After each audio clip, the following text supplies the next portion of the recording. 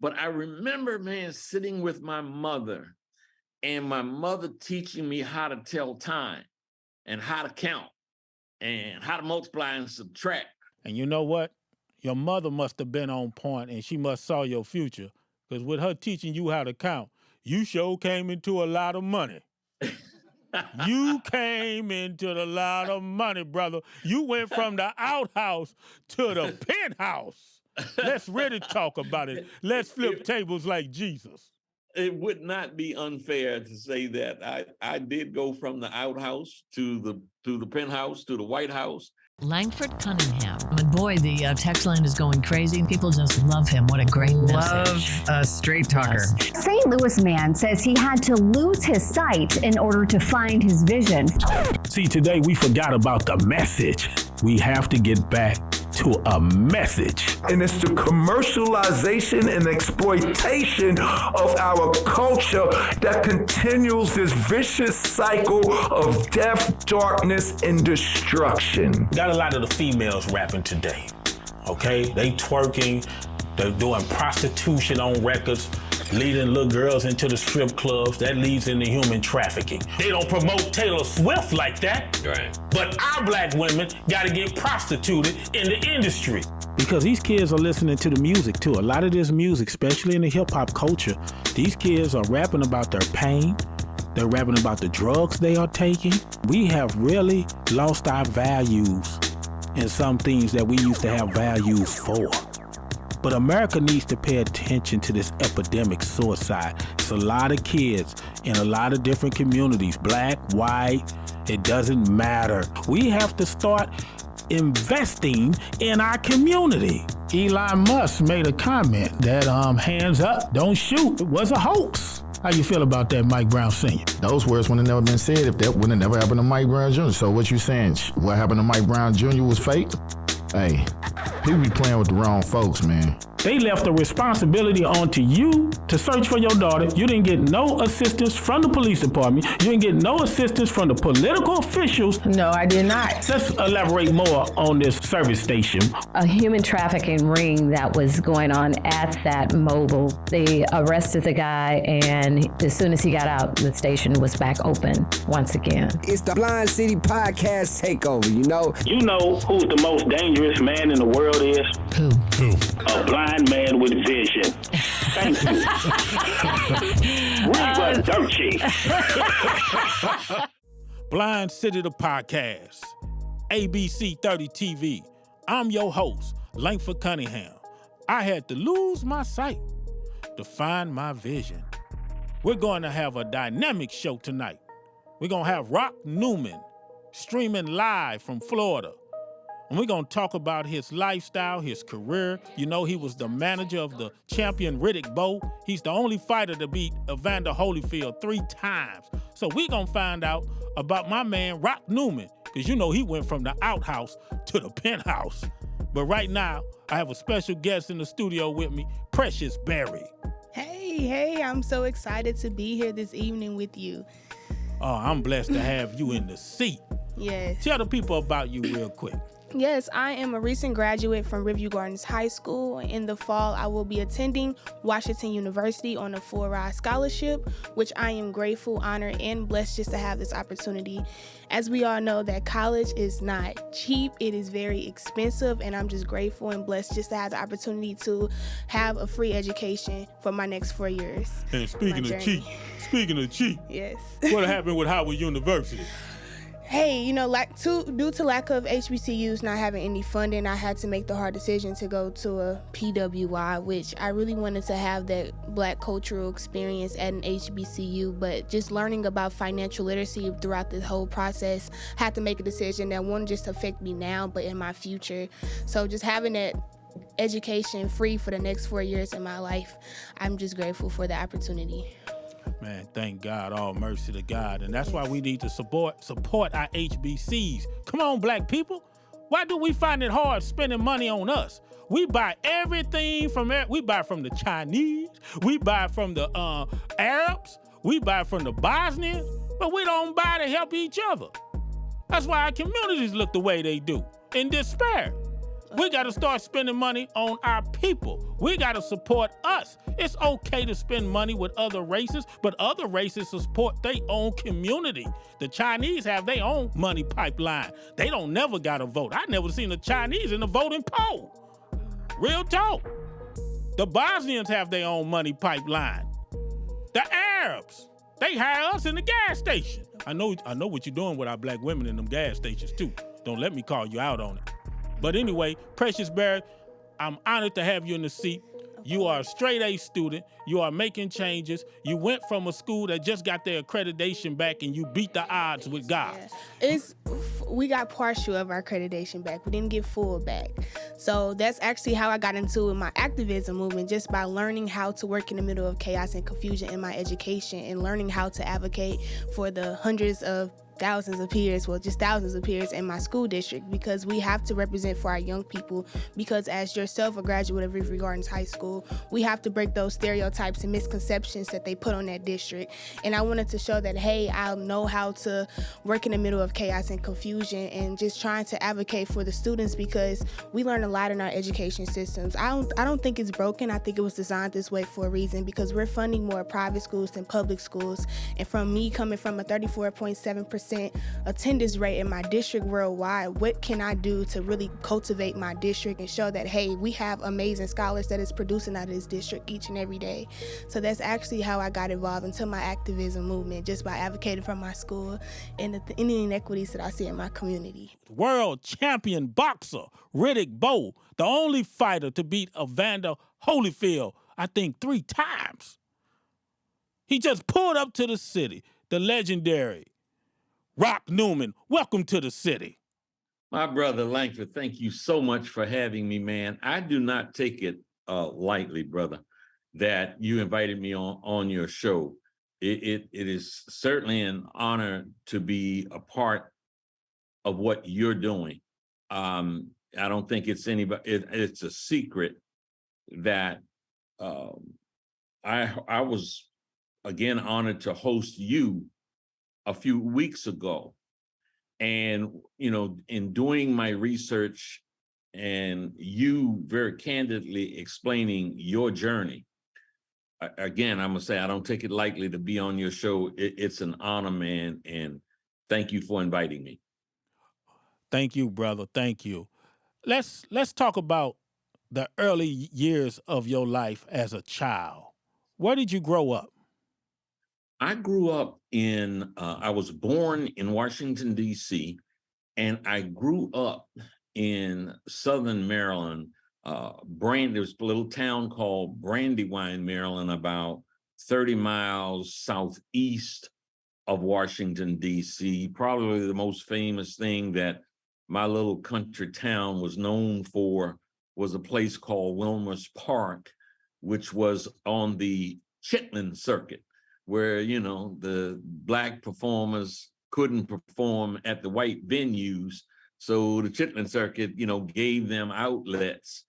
And man, at a very, very early age, I could, hear James Brown and Pickbeat Markham and Moms Mabley and Wilson Pickett and all of that. So legends. That's one of the first things that come to mind when I talk about where I grew up in my little town of Brandywine, Maryland. Were you poor? Did you grow up in poverty? Know what, man? I realized later on that, we were relatively impoverished. Poor. Let me tell you, tell you an example. We didn't have running water. I grew up until I was like 15 years old. In my house, we had an outhouse and a well and a pump. Now, I did not realize that my circumstances would be considered impoverished. And I think part of it was because we always had plenty of food. Now, my father, he raised farm animals. We lived in a rural area. It wasn't exactly a farm, but it was a farm area. And I mean, he raised cattle and he raised a few cattle, hogs, chickens especially. I remember going in the hen house taking the eggs up from under the the hens. And yeah, man, you know how junior high school kids, they play sports or go to PE or whatever, they don't like to take a shower. I was the absolute exception, man, because I didn't have a shower in my house. I would go in there, man, and just, they were like, "Are you trying to drown yourself in here?" So I remember that aspect, man. But I never felt poor. Never felt poor. Yeah. And I guess that's the love that you witnessed with your family that they gave to you. Langford, brother, I did get a lot of that, man. I was the last child by several years. My brother, who was 12 years older than me, his nickname was Baby. And when I came along 12 years later, I mean, my brothers and sisters and, mother and father, I think that I got a lot of attention where I seemed to be favored. I remember my mother sort of having she had a 6th grade education. My dad had a 4th grade education, but she had the competitive pride that did this. So my oldest brother, 22 years older than me, he had a daughter before I was born. So I was her uncle, even though she was older than me, and she was a year advanced in school. But I remember, man, sitting with my mother and my mother teaching me how to tell time and how to count and how to multiply and subtract, because she wanted me to know how to tell time and do those things before when I was 4 or 5, 6 years old. And she would say, Denise is getting ready to know how to do all these things. And, it just inspired and motivated a competitiveness in me that I think has served me well all my life. And you know what? Your mother must have been on point, and she must saw your future, because with her teaching you how to count, you sure came into a lot of money. You came into a lot of money, brother. You went from the outhouse to the penthouse. Let's really talk about it. Let's flip tables like Jesus. It would not be unfair to say that I did go from the outhouse to the penthouse to the White House. You mentioned a little bit earlier about one of the most important people in my life and in my journey is Dick Gregory. So when we talk about being at the penthouse and the White House, Dick Gregory and I, while the hostages were in Iran in 1979, I remember that. I advanced Dick Gregory's trip to Tehran while the hostages were there at the American embassy. And one of the things that the new government had done, Bani Saad and Hope Spade and that group who had come into power after they ran the Shah's ass out of there, they gave us a tour of the Shah's palace. So the penthouse, the White House, and then the Shah's palace. And sort of being still the mischievous, I'm now grown up, I'm 29 years old, 27 years old at that time. When they gave us a tour through the palace house, which was gold gilded and all of that, he had a playhouse for his, I think at the time was 10, 12-year-old daughter or something. That was like a 4,000 square foot playhouse for her, dollhouse for her. But I got into the Shah's bedroom. We were walking through the Shah's bedroom, and I don't know, something just jumped in me. It was like, you know what, man, I want to be able to say for the rest of my life that Cheryl got run out of here and I went and laid across his bed. I did that.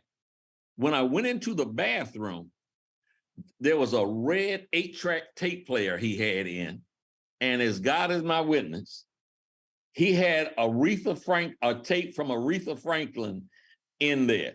What? So when you mention Dick Gregory, that is someone who had a tremendous impact on my life, and someone who was as close to me as my own family. Yes, Dick Gregory, man. I studied all his videos and his theologies, and man, he was a great speaker and motivator. I don't even know if they have a street named after him in St. Louis. I need to do They my should. research. They should. He And made a difference all around the world, man. He made a difference all around the world. And I'll since we, doing something St. Louis related, I will tell you that he went there. People ask him why he went there, and he said, I'm going on a peace mission. I'm going to see, it looks like these two countries might be coming towards war, and I'm going to take the initiative in spite of what there were some kind of restrictions, but in spite of it, he said, I'm going to go and I'm going to pray for peace. And he was so respected by the government figures there that they set up a meeting for him to meet the Ayatollah.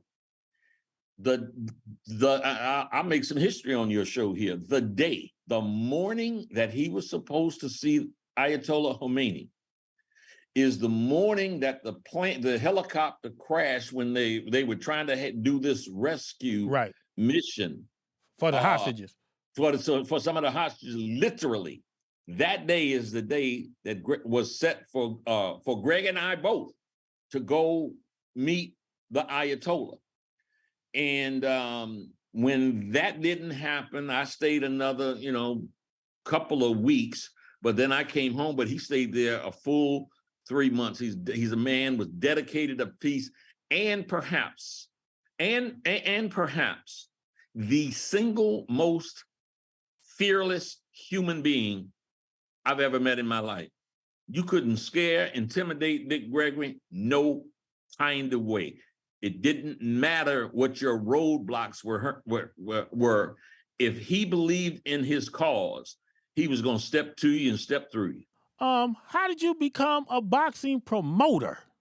Oh boy, let me try to quickly tell you that, because there's several components to it. One, when I was 7 years old, in the late 1958, 59, my dad was a boxing fan. He used to watch the Gillette Cavalcade of Champions, and I'd sit with him and watch, and we'd see the Archie Moores of the world, Jersey Joe Walcott, Floyd Patterson, Sonny Liston, and those guys on the screen. Sonny Liston was from St. Louis, right? Sonny Liston, yes, yep, he did have roots in St. Louis. So, when this comment came out of Louisville, Kentucky, it was originally named the Louisville Lip, and went through and won the gold medal in Rome, became the darling of the Olympics there, and came back and started a professional career. And he was saying something that just you never heard black people saying, I am the greatest. Well, my father was old school and didn't like that kind of braggadocio and all of that. But I was not old school. And I was like, oh my God. And I started to follow him, brother. And I became a disciple. And I will tell you that the one human being who had the most impact on my life beyond everyone else was Cassius Clay, who became Muhammad Ali. I was such a fan of his at 10 years old and 11 years old. And then when I was about to turn 12, and he was fighting what he called the big ugly bear, Sonny Liston, and the whole world knew that he could not win. I believed he could. My mama, my daddy, my brothers, my sisters, my teacher, my principal, my priest, everyone laughed at me because I thought he could win.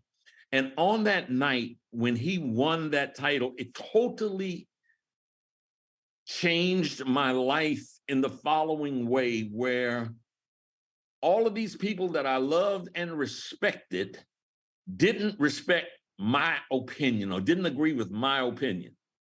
But I ended up being right because he did win. And at that moment, after I finished running around the house on February the 25th, in barefoot with damn snow on the ground in Brandywine, Maryland. I was so extraordinarily excited. My mother thought I was going to have a heart attack.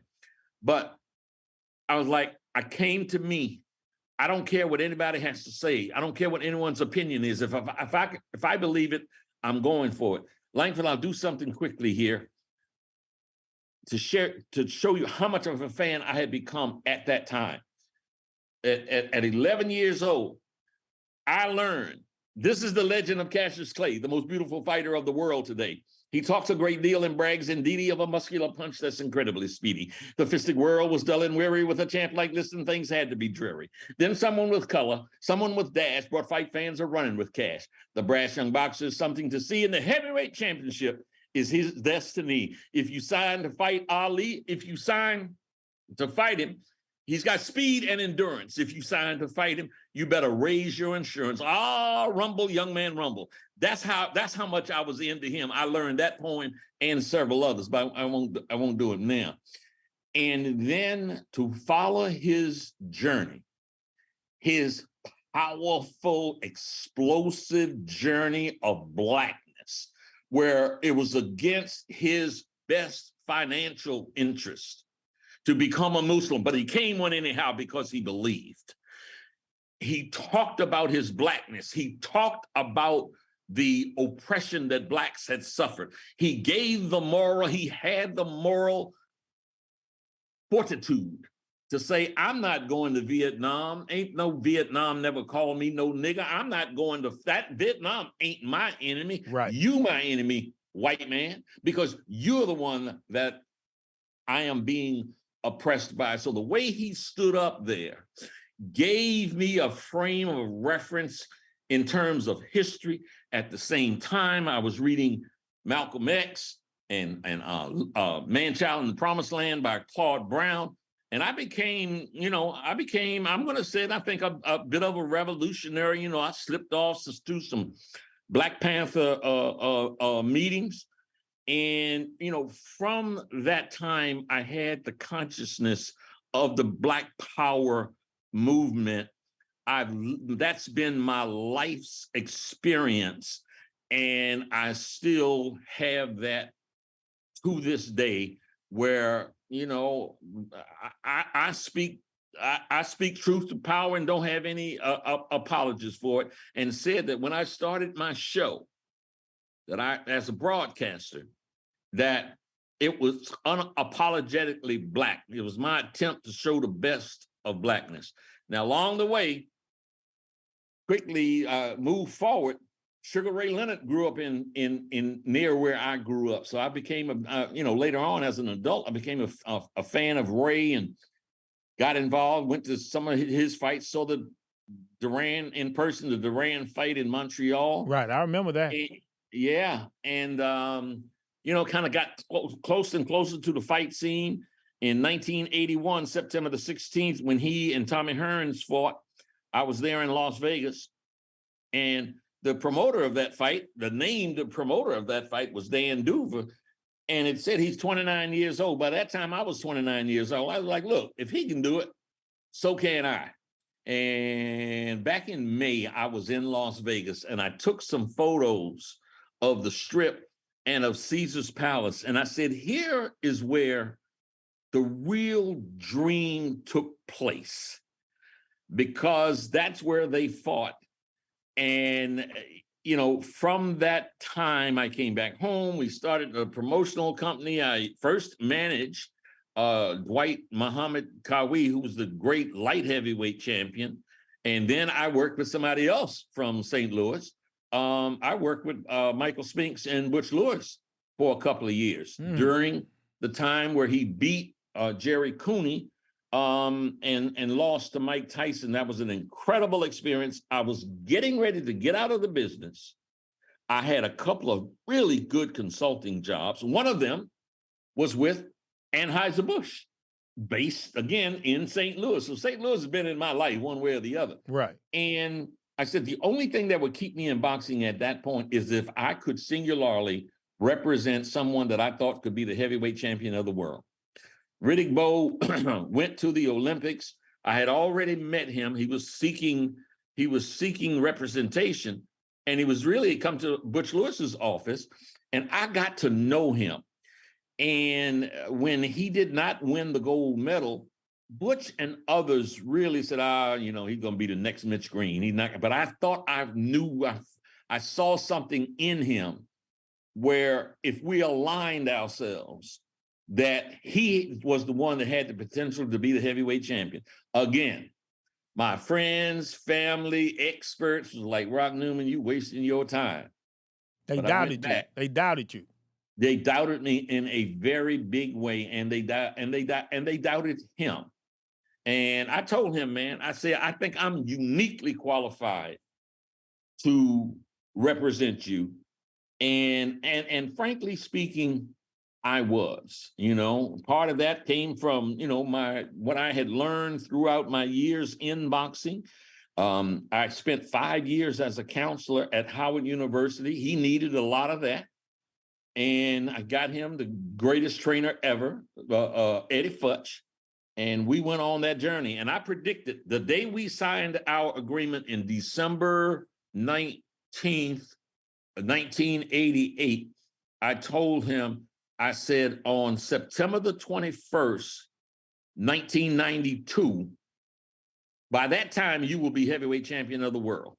And we did it November the 13th, 1992. The sweetest voice and words in all of sports, and the new heavyweight champion of the world, and that was Riddick Bowe. And that night, Dick Gregory was there. Greg had played an integral part of our training camp. All the relationships that I had developed along the way, I called on in support of this championship journey, and I'm forever grateful for everyone who helped. We know we can put a ball through the hoop. We know we can run a football up the field, and we know we can rap, and we know we can do the strip clubs. We already know that. But we have to start promoting education in our community and start highlighting the kids that are doing the right thing in life. Because we've been honoring all the kids who doing the wrong damn thing. So I'm going to tell you, Miss Lee, over there at Annie Malone, don't put no athletes, especially if they not giving back to our community. And we got some Hollywood stars out of St. Louis, ain't gave no damn money to help stop this violence. Cedric the Entertainer, Joe Torre, Guy Torre. Want me to keep going? I name all you ninjas. Plantation. You ain't donated nothing to the community. And the North Side falling apart. You ain't donated nothing to Herbert Hoover, Matthew Dickey, none of the, Jason Tatum did buy computers for Wold Center. He did something. Y'all ninjas kill me. You get all the fame, and then you don't want to come back to the hood and help the kids. Put your money where your mouth is. You're putting your mouth between all them other legs out there in Hollywood. Don't get me started. And y'all married too, cheating on your wives. I heard when you came to the Savage Center for your comedy show, had one wife in the other room, you had 3 groupies in the other room. Don't let me call you out, Mr. Rome. You ain't fooling me. I live in West County. I know what a good community look like. And I got white people that back me, so talk to me. I know the antidote for ninjas. Put a white man on them. You gonna shut up. BlindCityPodcast.com. I'm the host, LC of Blind City the Podcast. Check us out tonight. Kick back with us. Consciousness over ratchetness. You know what I'm talking about? On ABC 30 TV.